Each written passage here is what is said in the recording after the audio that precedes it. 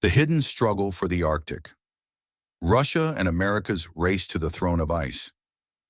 Did you know that the frozen region at the very top of the globe could become the new Cold War battlefield between Russia and the United States? Behind the towering icebergs and the frozen ocean lie vast resources and new sea routes that could reshape the global map of trade. And here begins the intense race toward the Arctic. Why is the Arctic important? Natural resources: 13% of the world's undiscovered oil reserves, 30% of global natural gas, strategic minerals vital for modern technology. New sea routes. The Northern Sea Route along Russia's coast shortens the journey between Asia and Europe by up to 40% compared to the Suez Canal. The Northwest Passage through Canada could become a strategic alternative in the future. Climate change: melting ice is opening the door to exploiting these resources and routes, turning the Arctic into both a geographic and economic treasure. Russia and the Arctic. Russia controls the longest Arctic coastline, covering nearly half of the polar shores.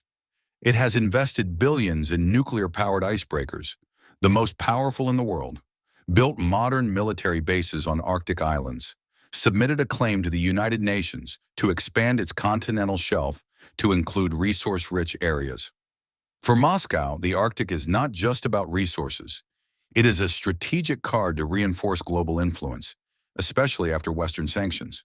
The United States and its allies, America's main gateway, is Alaska, strengthening military presence in developing new bases in the Arctic, collaborates with Canada, Norway, and Denmark under NATO, focuses on freedom of navigation to prevent exclusive Russian control, working on building icebreakers, though still far behind Russia in this field. Dimensions of the conflict: economic, competition over oil, gas, and minerals. Maritime, race to control new trade routes, military bases, nuclear submarines, and joint exercises. Legal, disputes at the United Nations over maritime boundaries under the Law of the Sea Convention, UNCLOS. Other players enter the scene. China calls itself a near-Arctic power and invests in Russian projects.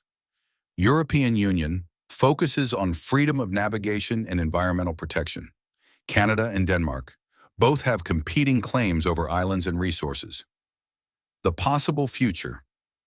The big question remains: will the Arctic become another hotspot of military tension, similar to the South China Sea?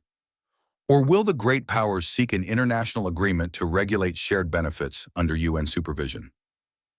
Conclusion: the Arctic is no longer just frozen land. It has become the heart of the next global struggle over resources, and the question that echoes is, who will break the ice first, Russia or America?